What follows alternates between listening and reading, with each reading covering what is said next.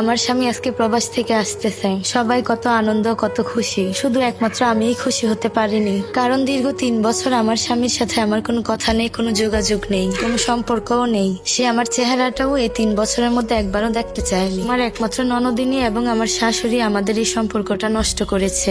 এই 3 বছর আগে তার সাথে আমার স্বাভাবিক সম্পর্কই ছিল। আমার একটা ফুটফুটে সন্তানও আছে, তার এখন 7 বছর বয়স। আমার স্বামী আমাকে বহুবার বলেছে এই বাড়ি থেকে চলে যেতে, কিন্তু আমি যাইনি। তাকে আমি বলেছিলাম, আপনি যতদিন পর্যন্ত বাড়িতে না আসবেন আমি এ পর্যন্ত কোথাও যাব না। আমিও বলেছি আমি কি অন্যায় করেছি সেটা আপনি এসে সামনাসামনি প্রমাণ করবেন, তারপর আমি বাড়ি ছেড়ে যাব। আমার কাজকর্মের দোষ না, আমার চরিত্রের দোষও দিয়েছে আমার শাশুড়ি। সেই জন্য আমার স্বামী আমার সাথে কোনো রকমই যোগাযোগ করতে চায় না। এই 3 বছরে সে শুধুমাত্র আমার সন্তানের দায়িত্ব পালন করেছে, আর আমি তার বিনিময়ে, তার সংসারে শুধুমাত্র কাজ করার বিনিময়ে ভাত খেয়েছি।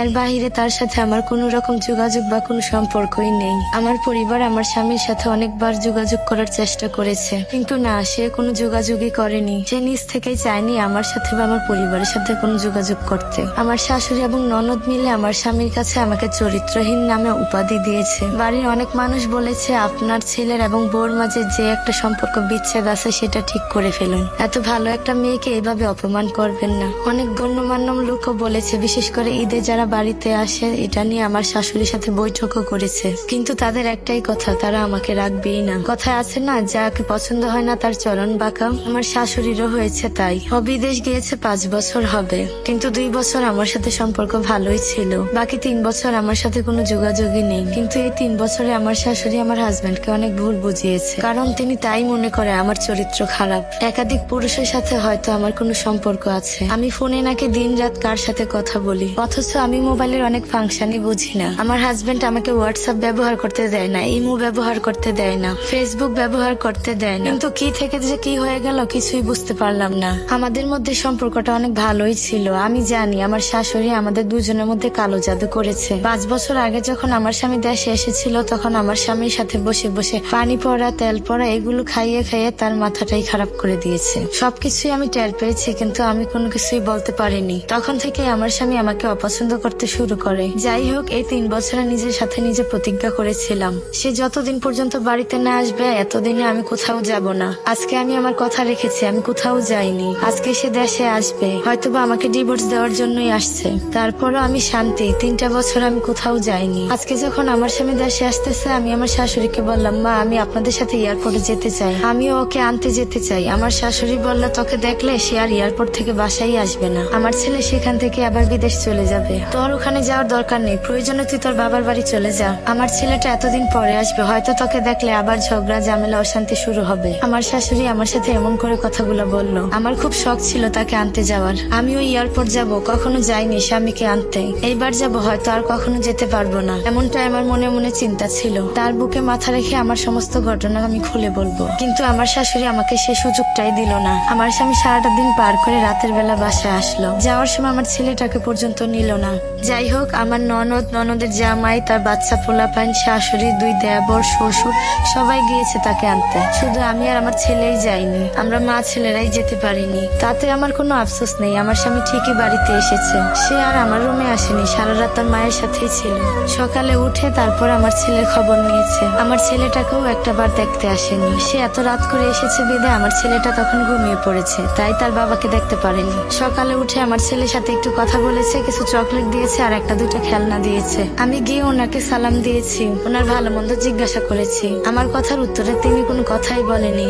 সেদিন বিকেল বেলায় আমার পরিবারের মা বাবা এবং আত্মীয় স্বজনকে ডাকা হয়েছে। তাদেরকে দেখে আমি অবাক হয়েছি, আমি কোনো কিছুই জানতাম না। তখন বাড়ির কিছু ময়মুরব্বি নিয়ে বৈঠক হয়েছে। বৈঠকে অনেক চিৎকার চেঁচামেচি হয়েছে। আমার শাশুড়ি কোনো কিছুর বিনিময়ে আমাকে রাখবে না, যত টাকার বিনিময় হোক উনি আমাকে বিদায় করবেই করবে। আমার স্বামীর আমার মাঝে মাঝে আমার প্রতি একটু দয়া হয়েছে। আমার সংসারে কি হয়েছে সেটা আমি জানি না, তবে এগুলো আমি বিশ্বাস করি, কারণ আমার মা বলেছে। আমার মা যা বলেছে তাই সত্যি, তাই আমি ওকে রাখবো না। পরক্ষণেই সে সন্তানের কথা বলে আবার কেঁদে দিত। এরকম করে পরপর 3 বার বৈঠক হয়েছে। 3 বারের মাথায় আমার বাবা বলে, আমার মেয়ে যদি দোষী হয় তাহলে আমার মেয়েকে তাড়িয়ে দাও, আমার সমস্যা নেই, তবে আমার নাতিটাও আমার সাথে দিয়ে দিও। অনেক আদর যত্ন করে আমার মেয়ে নাতিটাকে বড় করেছে। তখন আমার বাবা মাও ওই বৈঠকে অনেক কেঁদেছিল। আমার স্বামীও বলেছিল আমার মা যা বলবে তাই হবে। আমার শাশুড়িও আমাকে বলেছিল আমাকে নিয়ে যেতে। তো সত্যি সত্যি আমার মা বাবার সাথে আমি চলে আসি। এক সপ্তাহ পর আমার স্বামী আবারও বিদেশ চলে গিয়েছে। আমার স্বামী তার পরিবারকে কাউকে না জানিয়ে নাকি চলে গিয়েছিল।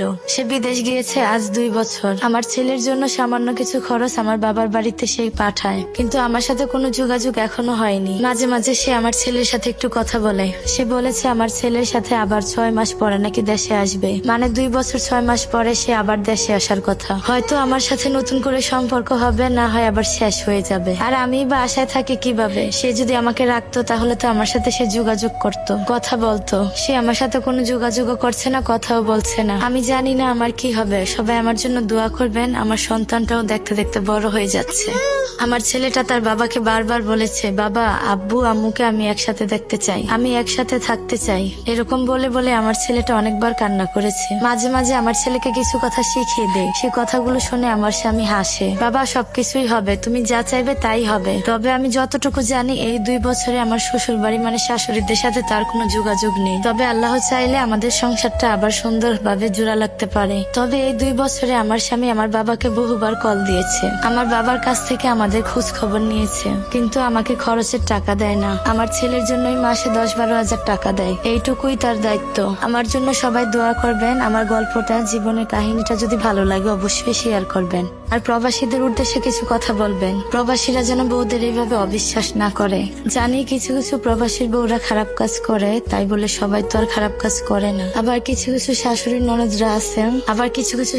ননদরা আছে মিথ্যা কথা রটিয়ে ছেলে এবং ছেলের বউর সম্পর্ক নষ্ট করে দেয়। এটাও সত্যি। আমি জানি না আপনাদের সম্পর্কের মধ্যে কতটুকু সত্য আর কতটুকু মিথ্যা, এটা একমাত্র আপনারাই ভালো জানেন। তবে কিছু কিছু প্রবাসী সত্যি তার বউকে বিশ্বাস করতে চায় না, শুধু একতরফাই কথা বলে যায়। কিছু কিছু প্রবাসী আছে মা বাবা ভাই বোন ছাড়া কিছুই বোঝে না, এটাও যেমন ভুল। আবার কিছু কিছু প্রবাসীরা যেমন বউকে ছাড়া কিছু বুঝে না, সেটাও ভুল। দোয়া করি আপনাদের জীবনটা যেন আবার সুন্দরভাবে সাজানো গুছানো হয়। ভিডিওটি ভালো লাগলে অবশ্যই শেয়ার করবেন, আর আপনাদের জীবনের গল্পগুলো আমার সাথে শেয়ার করতে পারেন। সবাই ভালো থাকবেন। আল্লাহ হাফেজ।